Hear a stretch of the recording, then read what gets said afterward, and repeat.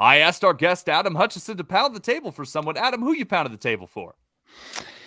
It's got to be Denver Broncos rookie Marvin Mims Jr. I really like where he landed, even though the passing room seems like it might be muddled. But he was Sean Payton's first choice. I was really excited about his college profile. I think he's going to have a big rookie season. So we're going with Marvin Mims Jr. I love it. I love it. That's the first Marvin Mims Jr. pound the table we've had this offseason. I love it. Go. So listeners, listen to Adam. You heard it here first. Go get you some Marvin Mims. Now let's get to the show.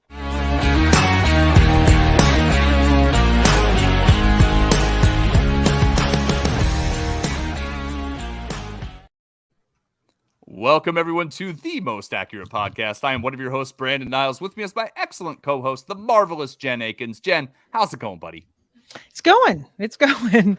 It's been a day, but I am excited to be here with you guys. Talk some injury stuff. I, on the other hand, Adam, am a Tim Patrick person. So I found it interesting that you came in with Mims because I'm a Tim Patrick lady. There might be enough targets to go around. They can both share. I mean, that's a big if the offense is efficient in any way, shape, or form. If not, then we're all screwed. Yes. Yeah. The podcast survived my Tim Patrick hate a week ago, so we're still here. We're still here, which is a good thing. I was concerned that might be end of this pairing, Jen. I was concerned. Brandon, how are you this evening? I'm doing good. I'm actually on vacation, so I'm on location in a different place with a different room and different surroundings. The same tiny screams in the background, but in a different location. So, but I'm having fun. I'm having a good time. This week, we're excited to be joined by 4for4's resident physical therapist and injury expert, Adam Hutchison. You can and should definitely follow Adam on Twitter at @therealadam_H. Read his stuff at 4for4.com. Honestly, Adam is one of my favorite follows on Twitter and one of the most useful follows on Twitter. He's got a regular article during the season, and it's the best way to keep track of anything that's happening injury-related throughout the year. Adam, thank you so much for joining us. It's great to see you again. How you doing? Appreciate it. Yeah, I always enjoy coming on the show with you guys, and I appreciate the kind words there, Brandon. My life's been good. It's just, it's been a little chaotic. For those people that don't know, my wife's expecting, so we're pretty much on baby watch.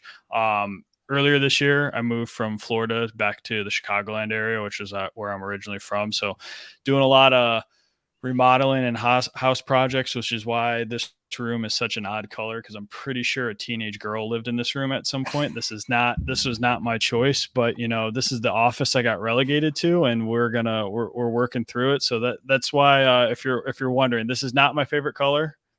This is just what we're dealing with right now. I love it.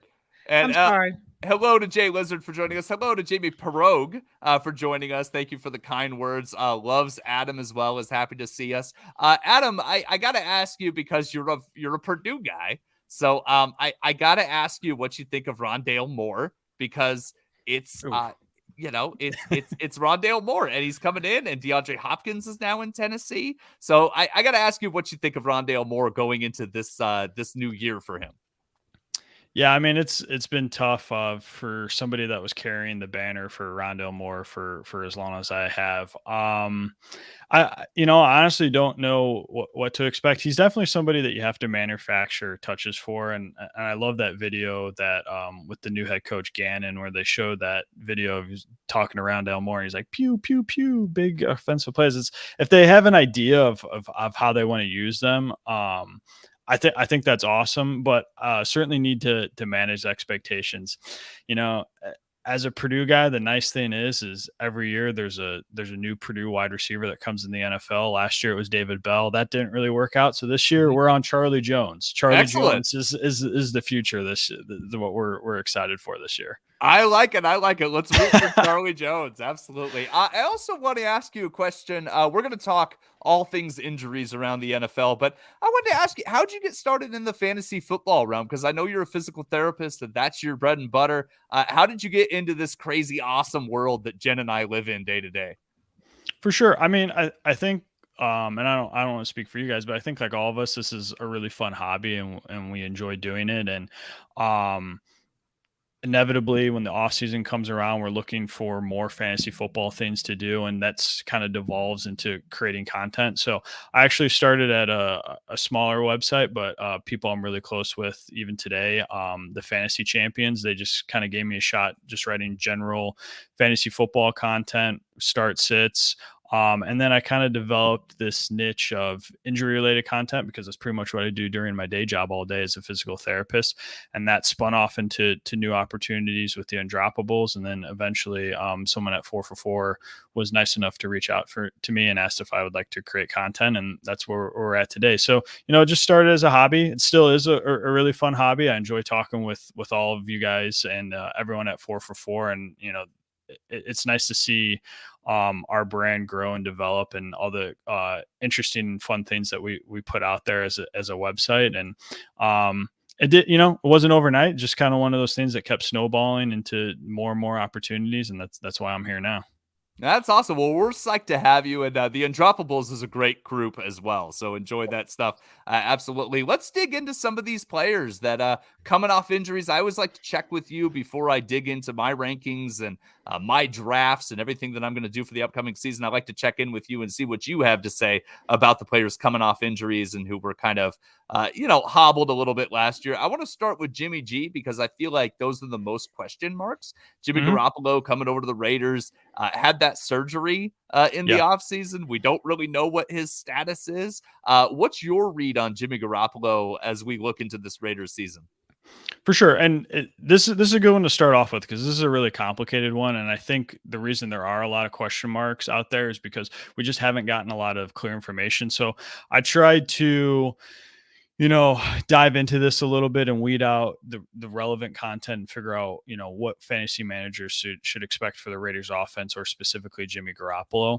So he had a foot injury late in the season with the 49ers, and they came out and said that it wasn't a Liz Frank related injury. They were actually going to put him on IR with their hopes to get him back for the playoffs. But then in the meantime, Brock Purdy took off and we saw what happened with that.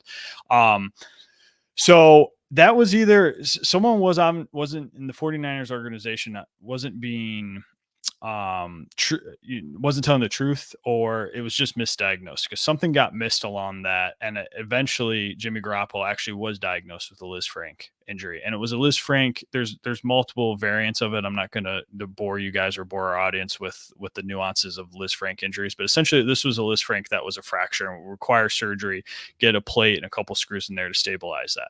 For the Raiders knew that when they signed Jimmy Garoppolo. They actually did like a press release where they put on Twitter or they put out on their website, hey, we've signed Jimmy Garoppolo, but there wasn't like a press conference, and people were like, what the heck's going on? Like, why aren't they, introducing Jimmy Garoppolo formally through a press conference? Well, it recently came out that there was a clause in their agreement when they signed him that was basically like, we know that you have this injury that needs surgery. Pending passing your physical, we'll sign you this contract. But if you fail your physical, basically this contract is null and void. So from when he had surgery, that's kind of up in the air. The Raiders announced it on March 17th. If I had to guess, it was probably soon afterwards. Sure. When we're talking about that type of surgery, typical return to play timelines can vary greatly. I mean, there's people that can take a whole calendar year to get back from that injury.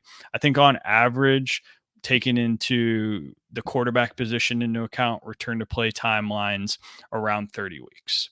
So if we say Jimmy Garoppolo had surgery on March 20th, the Raiders' first preseason game would be about 23 weeks out from that surgery. That's a pretty aggressive timeline. The last preseason game would be around 25 weeks. And then week one of the actual NFL season is 27 weeks. And I think that's a really aggressive timeline. Now, I think the fact that we haven't gotten word that the Raiders are moving on from Jimmy Garoppolo means he's likely past that physical and they're going to keep him. He would be at the weight-bearing status right now where he's able to do some things standing up and simulate some sport-specific stuff, but not fully cleared to return the sport. So I think when we take all of that into consideration, you can probably bank on Jimmy Garoppolo being available for most of the season. I really do feel like week 1 is a really aggressive timeline at 27 weeks. It's a reason that depending on what type of league that you play in, might not be a bad idea to take a shot on a 49ers backup or somebody that's a free agent a la Carson Wentz, just because there might be somebody different under center for the Raiders in week 1. But I do think he should be available for the majority of this season. That's super insightful and highly detailed. Thank you so much, Adam. I got to ask you, so we're staring down the gun barrel of a Brian Hoyer week 1 in all likelihood, right? Which is concerning in general. I have to ask you, since you're a Purdue guy, in super flex leagues, are you kind of stashing Aiden O'Connell, the rookie quarterback from Purdue? Because the Raiders signed him and he's 3rd on the depth chart right now. What do you think? I mean, if you're asking Purdue alumni and Purdue Boilermaker fan Adam Hutchison, heck yeah, we're stashing Aiden O'Connell. Sure. As a fantasy football, I mean, yeah, I have some shares of Aiden O'Connell. I mean, I will admit I'm very biased. I've watched every game that Aiden O'Connell's played being a Purdue fan. The thing that Aiden O'Connell is really good at is he can spin the ball. He can put the ball in play. And for fantasy purposes, he usually has a favorite target where he feeds that guy the ball. He doesn't spread the ball around a lot. He likes to feed his primary target. That happened with David Bell when David Bell was at Purdue. Happened with Charlie Jones this year. Charlie Jones and David Bell should send a portion of their paycheck to Aiden O'Connell because he basically got those guys drafted with the amount of targets that he fed them. So if you're a Davante Adams guy, which I think is what most people are worrying about with Jimmy Garoppolo or whatever quarterbacks out there, is, hey, is Davante Adams going to be fantasy relevant? I think Davante Adams is going to be fine. Aiden O'Connell can, when he's given time in the pocket, he's got a strong arm. He's an accurate passer. He can move the ball and he can put it in different parts of the field. I think Davante Adams would be fine. Everyone else would probably suffer a little bit, and that offense would suffer if Aiden O'Connell was the guy. But I would think Davante Adams would be okay. Excellent. And Jen, that's where I'm going to go to you because we know that Jimmy Garoppolo hasn't been an elite fantasy quarterback. I don't think that even if he comes back, he's going to be more than a QB2 in 2 quarterback leagues or a bye week streamer type of option. You can correct me if I'm wrong, but the question I have for you is, knowing everything that Adam just said and the concerns about the start of the season, Jimmy Garoppolo in general, how do you feel about Davante Adams and some of those other Raiders targets going into the season?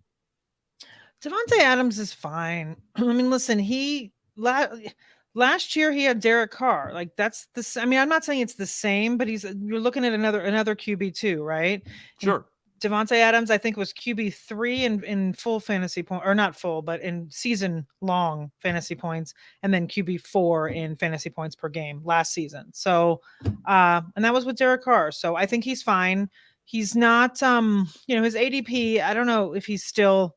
Has he made it to the second yet? Because I know people are kind of scared and people are slipping. So I don't know if he's kind of slid down to the second, or if he's still in the first, but he's draftable to me. I will say though, I think he's the only one. Like I was excited about Jacoby Myers a little bit earlier this offseason, and I've kind of soured on that because I feel like between him and Renfro, I don't know.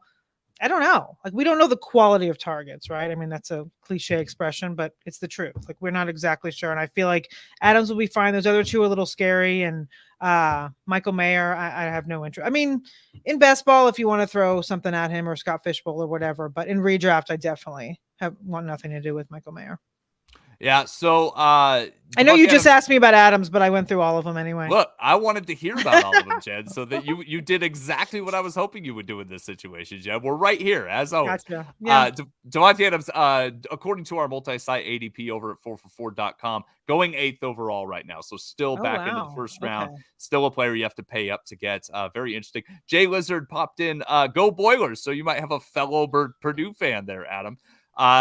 And Trixby Productions wants to know what's some trade advice I think we could probably help them out with. Trades Cam Akers, Antonio Gibson, Devontae Smith, gets Raheem Mostert and Amon-Ra St. Brown. So I'm going to start with you, Adam. What do you think of that trade? That is a toughie. I think we can all agree the best asset in this is Amon-Ra St. Brown. Certainly. He's the best player. I don't know. I've gone back and forth with Devonta Smith. I kind of always thought of him as option 2 in that Philadelphia offense. And when I sat down this offseason and looked at the numbers, I mean, the difference between him and A.J. Brown was not that astounding. Not huge.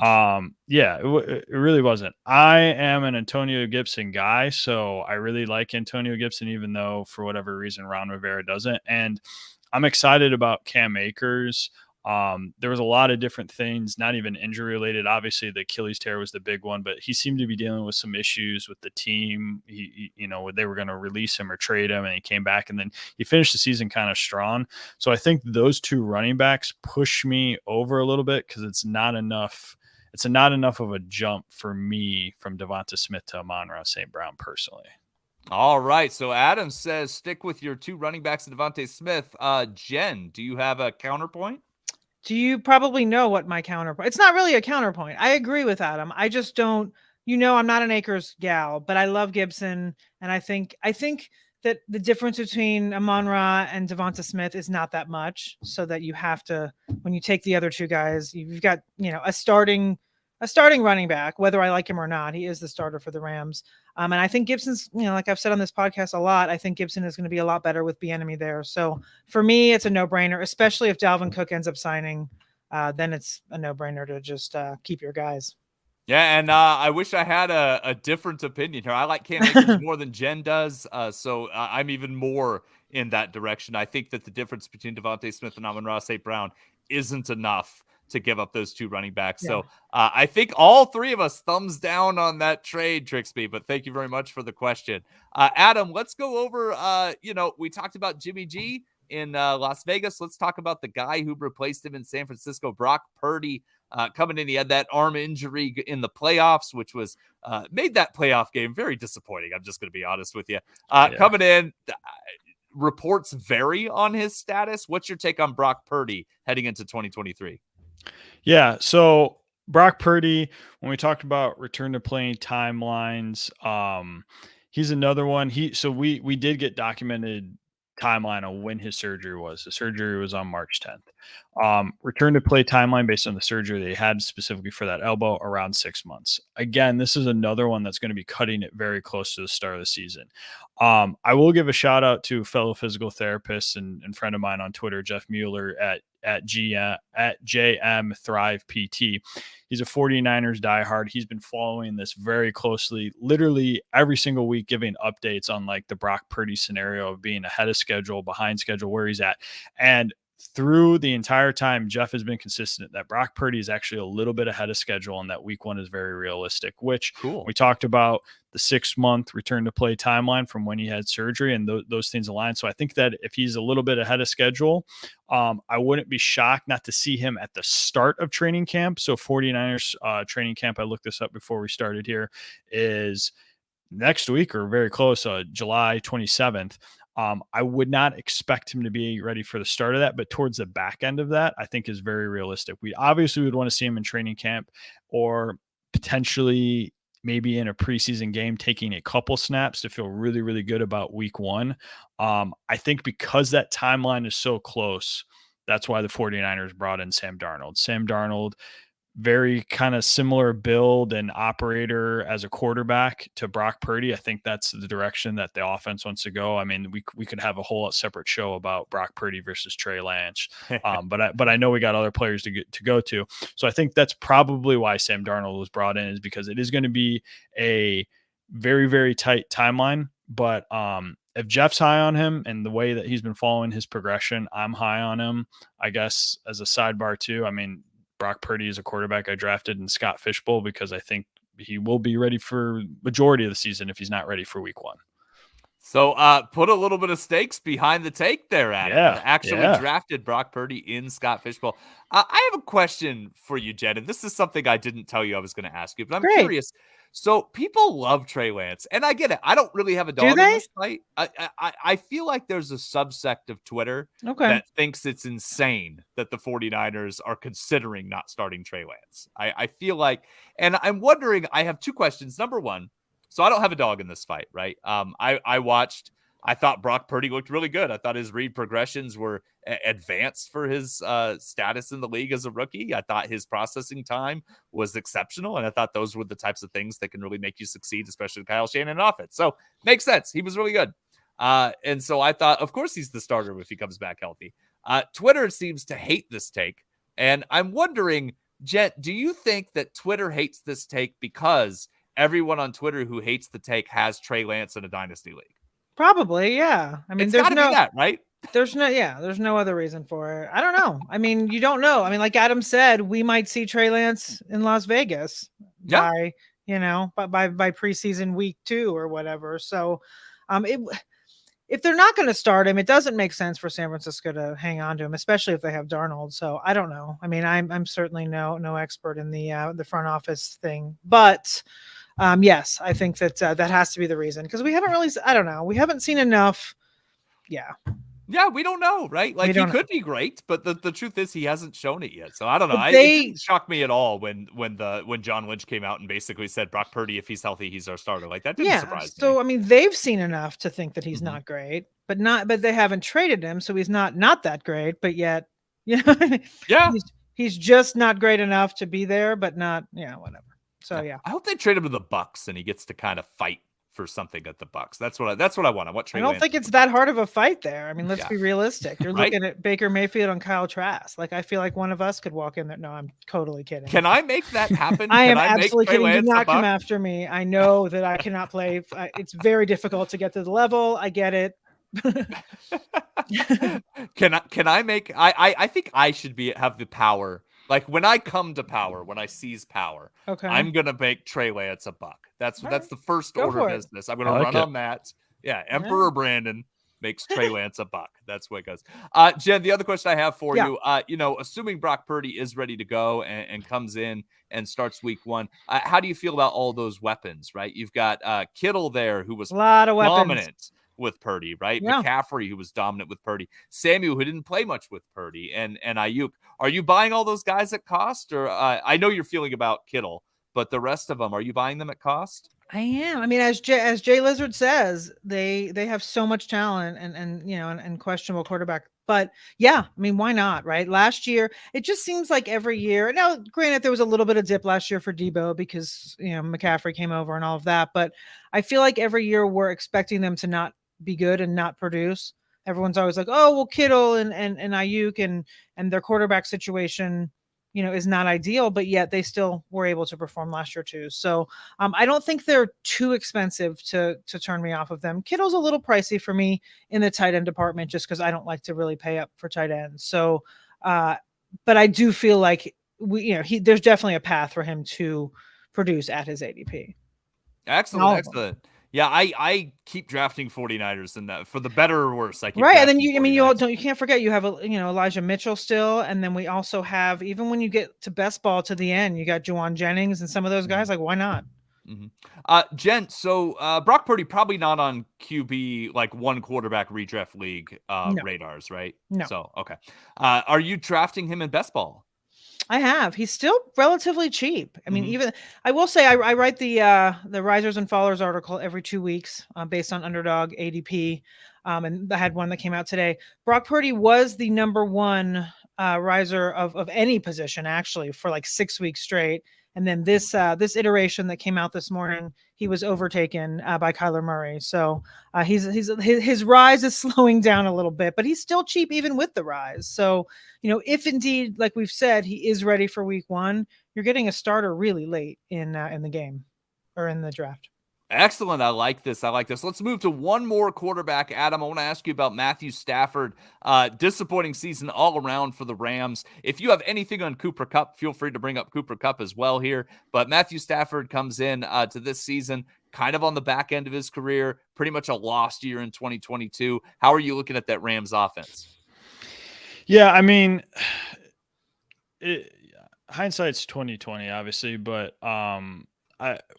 I was pretty down on Matt Stafford, and John Paulson and I had some conversations about him last year when the elbow thing spiked up. I thought it was something that he could play through, but when we kept seeing those reports, during training camp and during the preseason that he was dealing with some elbow issues. And I figured it was going to be something that he had to deal with all season, was probably going to linger all season. To what degree that was going to affect fantasy production?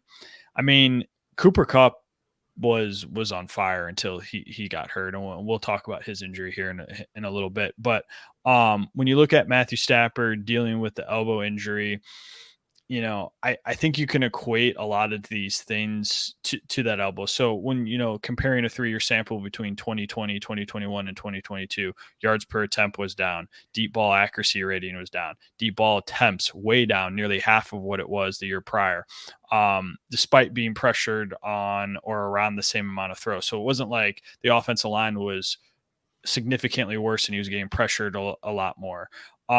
I think all those things, when you talk about a quarterback and throwing mechanics, you can attribute that to the elbow. I do think a bounce back is in store.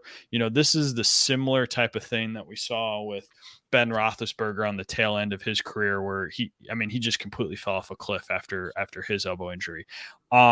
I had to look it up because I didn't know off the top of my head too. I mean, there's a significant gap between when that happened with Ben Roethlisberger and Matthew Stafford. I mean, it's kind of crazy. Matthew Stafford's only 34 years old. When that happened to Ben Roethlisberger, he was, in his age 39 season. So Wow. Matthew Stafford still has some tread on the tires. I think that was super surprising to me when I looked it up. I think he could have another season or two in store, depending if his body holds up. And the Rams still want him. So assuming that the elbow is healthy, which I haven't seen anything this offseason indicate that it wouldn't be right. I think Matthew Stafford kind of has a bounce back season this year. I love this. I'm excited. This Rams offense is hard to peg. Jen, Yes. QB 20 in ADP right now. Matthew Stafford, really cheap. Are you interested in Matthew Stafford? I'm glad you finally brought out one of my alumni players up in this podcast. It was all about Adam and Purdue for the first 20 minutes. Finally bring some Georgia Bulldog in the mix. There's plenty to choose from. But no, Matthew Stafford, I just drafted him in Scott Fishbowl while we're talking about that earlier. But I think that where did you say QB 23? 20? QB 20 right now. He's available in the late 14th round, according to our multi-site ADP at 4. Yeah, I think that's about right. I think he's a QB2. I can't imagine that much of a bounce back, but he does have Cooper Kupp, him and Van Jefferson. I don't think they're having breakfast, but I think that they're bonding this offseason, at least that I've seen. And he's healthy again too, which helps. And you've got Higbee, who's Higbee. But I think at the end, I think the Rams, the whole offense is going to take a step forward. But I wouldn't get, like I said, too excited. QB2 sounds about right. I like that. And I'll circle up because I know we talked about Cooper Kupp in relation to Matthew Stafford because they kind of go hand in hand. I mean, I really don't have any worries about Cooper Kupp. I'll be brief about this. I don't have any worries about him this season. The high ankle sprain, I mean, that just totally derailed his season. I don't have any data points to suggest that should be a lingering thing heading into the next season or that it significantly negatively impacts performance. His ceiling is really going to be tied to Matthew Stafford because obviously Matthew Stafford and Cooper Kupp have had an amazing connection. And I think Matthew Stafford keeps that offense moving, converting third down, scoring touchdowns, which will help Cooper Kupp's ceiling. So it's a little bit tied to Matthew Stafford, but just Cooper Kupp by himself, I'm really not worried. Do you think, obviously this is all speculation, right? But do you think if it hadn't been a lost season for the Rams, we would have seen Cooper Kupp later, like in the playoffs, if the Rams had made the playoffs or anything like that? Yeah, I think it would have been tight. I mean, he got that tightrope procedure, which Tua had in college and made famous while I was at Alabama because he was able to come back so quickly. I mean, if Cooper Kupp had a bad enough high ankle sprain that it required surgery, I think that timeline was tight and his performance was. You probably would be getting these numbers are arbitrary. You probably would have given him 75% of Cooper Kupp, which for Cooper Kupp is still amazing in the NFL. I mean, he's such a good wide receiver. I think that had to do some with it, though. I mean, their season was so far gone. It was like, why even put this out there? Let's just completely shut them down and regroup for next year. Sure. Jay Lizard in the chat talks about how much they like Van Jefferson. I'm right with you there. I'm drafted Van Jefferson late. I'm enjoying that tremendously. Mr. Scampers agrees, has no problems with Cooper Kupp. It sounds like absolutely phenomenal. This Rams offense is going to be interesting to watch this year. I'm very interested to see how it goes after a lost 2022 season. Adam, let's shift to some running backs. I think the main running back most people are asking questions about. There's two really main ones, but one especially. Breece Hall had that promising start to his rookie season, devastating injury, ended his season, comes back this year with an upgrade at quarterback in this Jets offense. What do you think of Breece Hall coming back? So I'll have a little bit more in-depth take on this as well. At 4for4, I'm dropping some injury profiles. We just did one. I'm going to do a little plug for the website. I'm a company man over here too. Nice. I did one for Rashod Bateman, got one for coming out for J.K. Dobbins, but then Breece Hall will be shortly thereafter. I'm just finishing up. I've gone back and forth with Breece Hall because I really liked Breece Hall. When we talk about running backs coming off of ACL tears, a lot of what's baked into them returning to form even the year after an ACL is if they're a young player, which Breece Hall is. He's 22 years old. Do they have substantial draft capital to basically reinforce the team's investment in him? Breece Hall does. Jets used a day 2 pick on him. So I think the bounce back for Breece Hall is there. Where I get nervous is when we look at running backs coming off of ACL tear the year before and the first year after they come off an ACL tear. I'm going to rattle off a couple stats here. It's attempts per game drops by 15%, yards per game drops by 20%. Fantasy points per game drops by 20%. I mean, those are pretty substantial numbers that basically point to, hey, this player is not as good as they were to their pre-injury level, which is what we'd expect. For whatever reason, looking at some of this stuff, when we're looking at target share and receptions the year after, those tend to not be heavily impacted. And I don't have a great idea yet for why that is. If I had to theorize, my guess is that if you have a really good player and you want to get him involved in the offense, the route tree for a running back in the passing game is not as sophisticated as it would be for necessarily a wide receiver, and a little less wear and tear and less impactful than the running game, so we can get him involved in some targets. And a player like Breece Hall that's shown that in college and also shown that in a small sample size in the NFL, I think that can kind of buoy his fantasy football total. Now you bring in Aaron Rodgers, who, has really raised the floor of Aaron Jones in Green Bay all those seasons, involving him in the passing game as well. Breece Hall starts to look like an interesting fantasy football prospect. Now that I said all that, I looked at his ADP today, and it's continuing to creep up, and it's getting to a place where I'm a little bit uncomfortable drafting him. I just looked it up. I don't have it off the top of my head right in front of me, but I want to say we're getting like middle second round at some point. I might be off on there. That starts to make me a little bit nervous. I think you're drafting Breece Hall essentially at his ceiling based on all those metrics I talked about, how they're negatively impacted in the running game, that I start to come off of Breece Hall a little bit at that value. Excellent. It's always interesting, those guys coming off such devastating knee injuries. We saw, like you mentioned, you talked about like J.K. Dobbins and things like that. We've seen some players struggle to come back. Jen, I'm curious, with the question marks around Breece Hall, even though we do like him and we hope for him, are you drafting any of those other Jets running backs that are in that backfield? Michael Carter is actually a pretty good value right now. Mm-hmm. You have to think, a backup running back in any team has value in best ball and on people's benches, depending on how big they are. But Michael Carter right now, 4for4, again, half PPR format. He's running back 43, I think. 47, I'm sorry. And then his ADP on our multi-ADP site is 63. So, it seems like, at least according to John's projections, that Michael Carter is a pretty big value right now. So he's not someone that I'm less necessarily targeting per se, but I'm not opposed to drafting him, because at that point, when you're in the RB 4 to 5 section of your draft, and there's all those names there, like, why not throw a dart at him? Because you never know what can happen. And I understand they have the rookie there as well, but I feel like they drafted him for a reason, and I think we'll get to at least see what he can do this year at varying points. And I might be sneaking some Israel Abanikande on my rosters, my best ball, end of my best, just because I like that kid coming out. He probably won't see it down, but No, I'm sure they're going to want to see what they got in him at some point. But he's someone that probably will be a waiver guy later in the season. He may come on at the end. We'll see. I love that Zonovan Knight was a guy who won me a matchup last year. I love it. It happens. Let's hit up another running back. Adam, let's go to Javonte Williams, the super talented, entering his third year running back in Denver. Early season injury, so I think there's hope for him, but obviously we have conflicting reports about his status. How do you feel about Javonte Williams and the status of the Denver running game?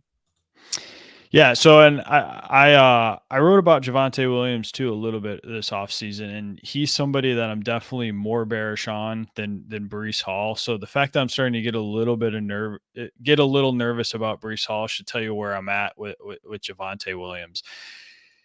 There's with his specific injury, there's a lot of variance with ACL tears. I mean, I think we could all infer that not all injuries are alike. With Javonte Williams, what he had with his injury, looking at some of the averages in terms of return to play timeline, Javonte Williams compared to someone like Breece Hall that had just more of a clean ACL tear, Javonte Williams' sample takes about 100 days longer to return to play. So we're substantially increasing his return to play timeline. Something that it's drawing a lot of correlations to the J.K. Dobbins injury from last year. The difference is I don't think you can make that one-to-one comparison. J.K. Dobbins had a lot of issues last offseason that were pointing to that this was going to be kind of a rocky road. For Javonte Williams, it's been relatively smooth sailing, and we're starting to see a lot of reports that he says he's going to be ready for the season. Now, obviously you can take that for a grain of salt, but that he's on schedule or even a little bit ahead of schedule is some of those things that we're seeing with Javonte that we weren't seeing with J.K. Dobbins. Even taking that into account, this is something I talked about with John Dangle a couple weeks ago on his show. Like, when we talked about Javonte Williams, his ADP was at like the 100, 110 mark when we were looking at 444's multi-site ADP. It's in the 90s right now. And I talked about on that show when we're going to start to get more and more positive news about Javonte Williams. I could see that creeping up into the 80s. And when it gets to the 80s, I'm completely out.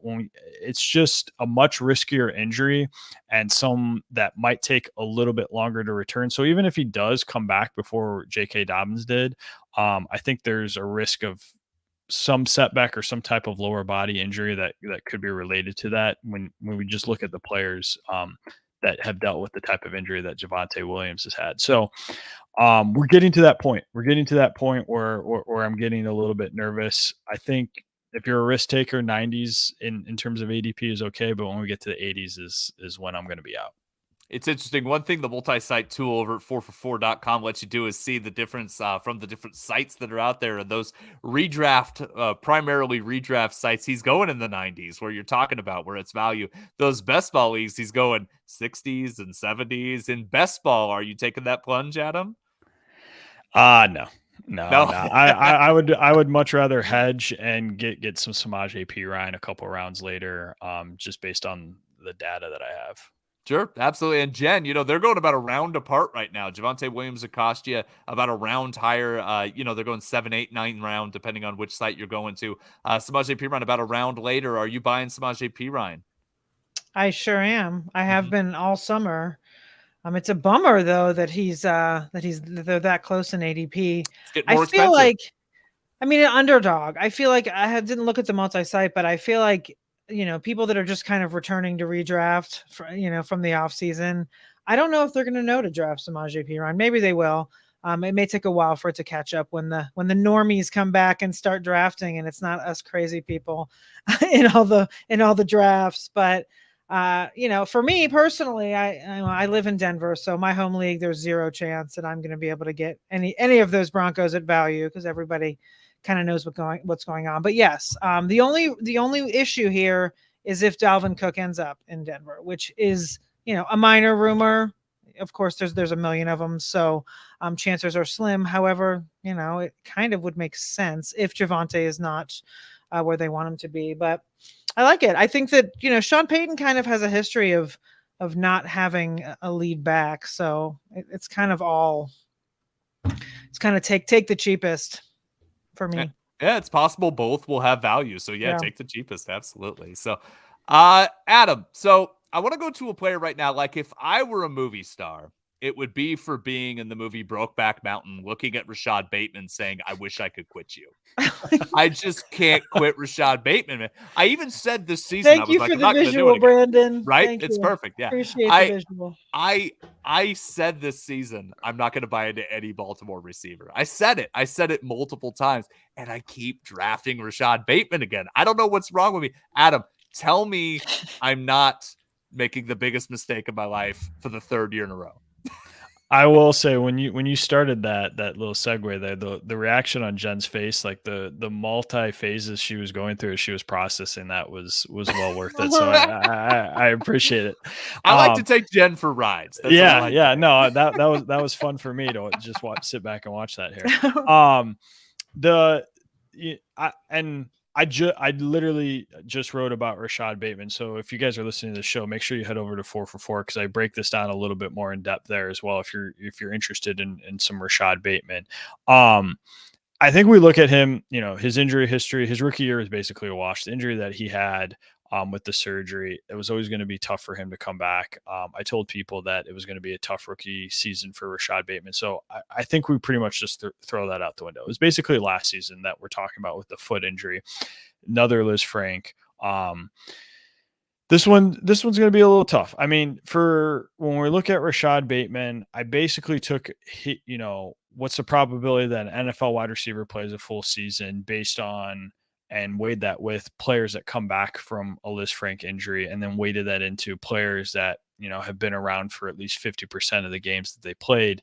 And we basically got a percentage here that showed around a 12% chance that Rashod Bateman plays a full season, which sounds really low. But when you take into account that like the average NFL wide receiver only has about a 10.5% chance to play a full season, it's not that low.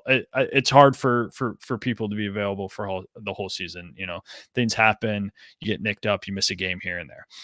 When we look at his chance to play at least 12 games, so 12 games is a nice threshold because to be a top 24 wide receiver, on average, those guys play 12 games. He has around a 72% chance, which is kind of low, and that's the games that he played last year. I think where he's at in terms of ADP right now is a good spot because he's not going to hurt you if you draft him. It depends on your build. If you go with a really heavy RB build, I don't think I'd be relying on Rashod Bateman as my third wide receiver because you don't know what games he's going to be available. But when he's out there with this Ravens offense, everyone's excited about Todd Monken coming over. Shout out to Jen again and a Georgia alum out there. We'll get 2 and 4 since we talked a lot about the Purdue guys. I think there's some excitement about the Ravens just being a more pass heavy team. And you can say what you want about some of the players that they brought in. Zay Flowers is a rookie. Odell Beckham Jr. is, no spring chicken.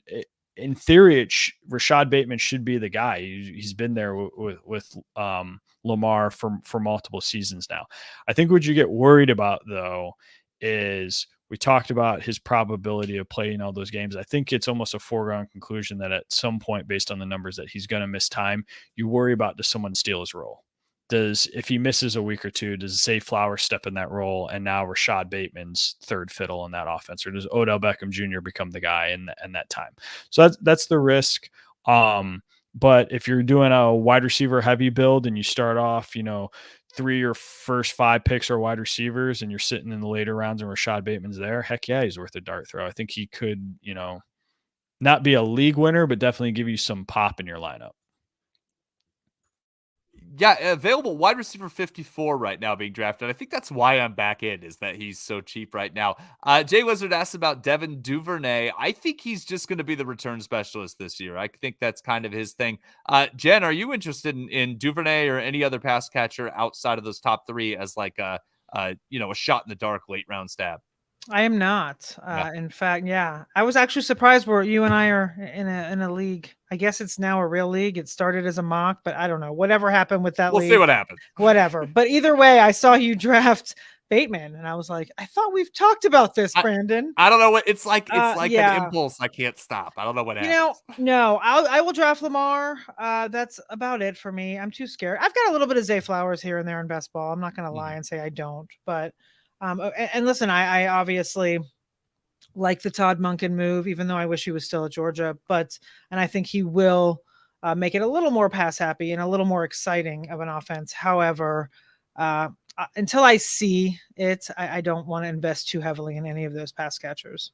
Sure, I get that. Adam, real quick, you talked about J.K. Dobbins briefly. He's healthy right now. Saw a different Dobbins at the end of last year than we did at the beginning of last year. Are you taking him at cost? He's the RB18 going in the late 4th round right now. I am. I think his ceiling is a little bit capped, just because where we have him at 4 for 4 ranked, and where he's at with his ADP. His ADP is also another one that's been climbing a little bit. I think because people are reminded, like you pointed out, Brandon, he had such a strong finish to end the season, and people are starting to remember that. I don't think the ceiling is there, but he's certainly a nice RB2. I mean, you could do much worse than J.K. Dobbins. And whether the Ravens offense is more pass heavy or more run heavy, I think we can all agree with Lamar. They're going to be an offense that's going to move the ball, and scoring points and scoring touchdowns gives us that spike week. Besides Gus Edwards, I mean, the Ravens again have not added really anyone of substance to that backfield. So I like J.K. Dobbins. I've taken a decent amount of J.K. Dobbins in some drafts. Excellent. All right, so there's a few more guys I want to talk about. We're running a little bit low on time because we always run low on time because I love our guests and I always get chatty. So let's do some quick hits here, Adam. First guy I want to bring up real quick, Kyle Pitts. Season ended prematurely, wasn't really being used before that. From a health perspective, do you have concerns about Kyle Pitts? No health concerns. MCL sprain, tough one to kind of come back in season. Similar one to Cooper Kupp, where the Falcons weren't very good, so there was really no incentive to bring Kyle Pitts back. Not worried about him this year, though. Yeah, Jed and I have talked a lot about the discrepancy between his best ball ADP, which is like 6th round, and his redraft mock draft ADP right now, which is like 11th round, which makes a lot more sense. Jen, do you have Arthur Smith concerns about Kyle Pitts? Yeah, I do. I do. I'll take him if he falls, but I'd rather just punt tight end and get someone else there that I feel a little bit more confident in. I think Pitts is going to be fine. I'm not anti-Pitts in general. I'm concerned about his usage. I'm certainly not concerned about his talent. Absolutely. Let's do another tight end real quick. Zach Ertz, getting up there in age, was really good, though, for Arizona while he played. Obviously, we have some quarterback questions in Arizona, but from a health perspective, do you have any concerns about Ertz coming back strong this season? I think like a health perspective and a little bit of an age perspective baked in with like all the things that go into being an NFL tight end. It's not just receiving. You got to do a lot of blocking work, whether Zach Ertz is heavily involved in the blocking game. You can debate that. His main issue, honestly, is he's 32 years old on a bad team, on potentially a bad offense with a QB that's coming off of a major injury himself, and Kyler Murray with the ACL. I mean, I just don't know how much Zach Ertz has left in the tank.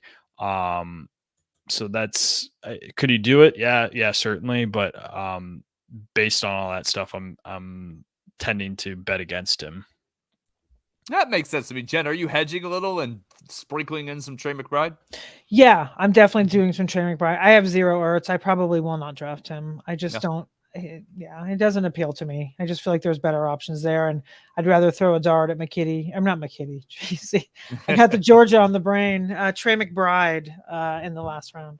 I loved Trey McKitty. I thought he would be. I thought he'd just, and he might still. He came into the draft as a project. So where is he? Do we know? I know he went to camp with the Chargers, but I think he's been bouncing around off the practice squad and off waivers and things of that sort. So, Jay Lizard wants to know if Keontae Ingram is worth drafting from Arizona right now because James Conner can't do it alone.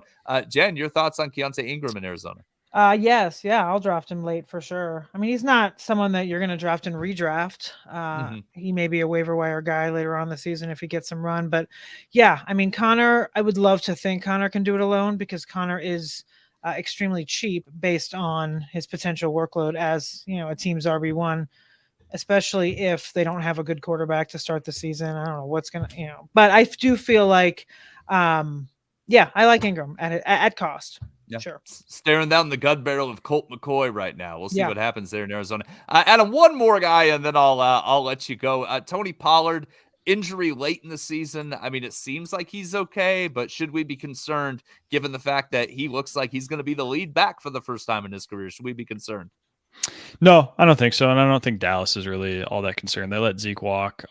There's nothing that I have in terms of his injury carrying over to the next year that should be a major issue. And Dallas kind of reinforced that. So I think it's kick wheels up for Tony Pollard this year. I think Dallas is going to use him a ton. Excellent. Anyone that I didn't bring up, and Mr. Scampers says that Trey McKitty is still with the Chargers. Thank you, Mr. Scampers. Very much appreciate that. We'll hope that we see Trey McKitty emerge and develop with the talent that he has, our Georgia alumni. So I'm curious, Adam, anybody that you wanted to talk about that I didn't get to today? I think the only one we hinted at it a little bit when we were talking about Zach Ertz. Kyler Murray is becoming really interesting. I think he's another one that I talked about just from a pure health perspective. Like week 1 was well in play. And I think a lot of people thought, Kyler's going to miss the majority of the season. But I mean, when you look at the return to play timeline and some of the differences with quarterback return to play timeline versus skill position players, I think week 1 was in play. It was always the kind of game theory aspect of Arizona if they thought that they would have enough to play for to basically start Kyler Murray. But I mean, if you're Kyler Murray, I think you want to play because he's certainly probably heard the rumblings that Arizona might be looking towards the future. So if you're not with Arizona, you want to be auditioning for another team. Coming off an ACL tear, I mean, we see this with these mobile quarterbacks that sustain a lower body injury. Those rushing attempts do drop. There's evidence for that. So Kyler Murray's rushing upside, maybe not there for people that are worried about rushing quarterbacks and, getting hit and getting hurt. With Kyler Murray coming off an ACL injury, I will say I've looked a lot at rushing quarterbacks, and it might be his baseball background. It might just be he's really smart. Kyler Murray does not take a lot of hits when he rushes. He either is quick to slide or get out of bounds. So I like that for just his longevity this season. But he's a player that's creeping up now that we're getting some positive reports on him, and I think it's justified. He's when he's right, he definitely can provide some of those spike weeks at the quarterback position. Excellent. And thank you. I should have asked about Kyler Murray. That was a failure on my part. I appreciate you looking out for me, Adam. Thank you so much again for joining us. Listeners should read everything Adam puts out on 4for4. Definitely follow Adam on Twitter at @therealadam_H. Any final thoughts or plugs before we go, Adam? Nope. I just want to thank you and Jen again for having me. I always enjoy coming on the show with you guys. Make sure listeners out there are heading over to 4for4.com. I'm going to have a lot more content going up on the website as we get closer to the season, some injury profiles, some players that I'm maybe targeting or avoiding based on injury history. And then when the season starts, we'll have that weekly injury room article out there for people to check out when they're doing their waiver wire claims. Excellent. One of the best weekly articles to bookmark and make sure you refer back to. Thanks, Jen. Always a pleasure. Listeners, don't forget to subscribe to this podcast. Thanks for joining us in the chat. Thanks for joining us to chat today.